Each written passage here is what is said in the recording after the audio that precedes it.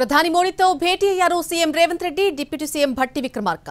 ఈ నెల 8, 9వ తేదీల్లో ప్రభుత్వం నిర్వహిస్తున్నటువంటి తెలంగాణ రైజింగ్ గ్లోబల్ సమ్మిట్ కు రావాలని ప్రధాని ఆహ్వానించారు. అంతకుముందు కేంద్ర మంత్రి అశ్విని వైష్ణవ్ తో భేటీ అయ్యారు సీఎం, డిప్యూటీ సీఎం. ఈ నెల 8, 9న తెలంగాణ రైజింగ్ గ్లోబల్ సమ్మిట్ నిర్వహిస్తోంది ప్రభుత్వం. అత్యంత ప్రతిష్టాత్మకంగా నిర్వహించే ఈ సమ్మిట్ తో ఫ్యూచర్ సిటీకి ప్రాణం పోయాలని, తెలంగాణ అభివృద్ధి ముఖచిత్రం మార్చేయాలని సీఎం రేవంత్ రెడ్డి పట్టుదలగా ఉన్నారు. ఈ గ్లోబల్ సమ్మిట్ ను కూడా రాజకీయాలకు అతీతంగా నిర్వహించాలని భావిస్తున్నారు. అందరికీ భాగస్వామ్యం చేయాలని నిర్ణయించారు. అందులో భాగంగానే ప్రధానితో పాటు కేంద్ర మంత్రులు, ముఖ్యమంత్రులు, ఇతర ప్రముఖులకు కూడా ఆహ్వానాలు అందజేస్తున్నారు.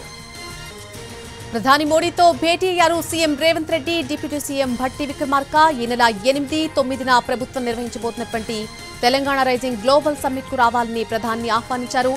ఈ భేటీకి సంబంధించి పూర్తి ఇన్ఫర్మేషన్ మా ప్రతినిధి ప్రసాద్ అందిస్తారు ఢిల్లీ నుంచి. ప్రసాద్, ఈ రోజు పలు కేంద్ర మంత్రులను కూడా కలవబోతున్నారు. ప్రస్తుతానికైతే ప్రధాని మంత్రితో భేటీ అయ్యారు సీఎం రేవంత్ రెడ్డి. ఈ భేటీకి సంబంధించిన ముఖ్య విషయాలేంటి? ప్రధానంగా హైదరాబాద్ లో 8, 9 తేదీల్లో జరగబోయే ఈ గ్లోబల్ సమ్మిట్ కు ఆహ్వానించేందుకే ఢిల్లీ రావడం జరిగింది.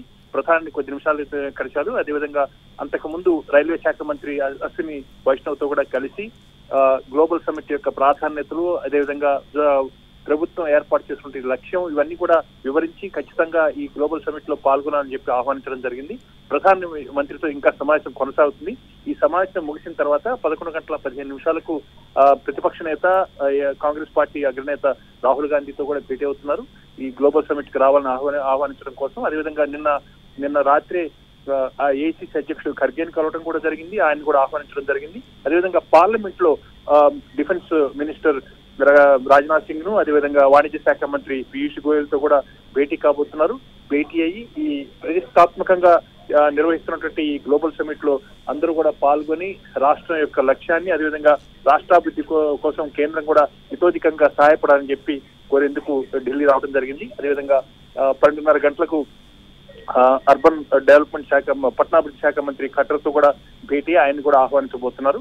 రకంగా ఆహ్వానించిన తర్వాత వెంటనే 1 గంటకు ఢిల్లీ నుంచి తిరిగి హైదరాబాద్ బయలుదేరుతున్నారు. ప్రధానంగా గ్లోబల్ సమిట్ యొక్క ప్రాధాన్యతలు, అదేవిధంగా రాష్ట్ర అభివృద్ధి కోసం చేసుకున్నటువంటి లక్ష్యాలు, వీటన్నిటి కూడా వివరించి వీరందరూ కూడా ఖచ్చితంగా పాల్గొని గ్లోబల్ సమ్మిట్ లో ఇది సక్సెస్ చేయాలని చెప్పి, ఇది దేశాభివృద్ధి కూడా ఉద్యోగంగా ఉపయోగపడుతుంది కాబట్టి అందరూ రావాలని చెప్పి తెలంగాణ ముఖ్యమంత్రి, ఉప ముఖ్యమంత్రి అందరినీ కూడా ఆహ్వానిస్తున్నారు.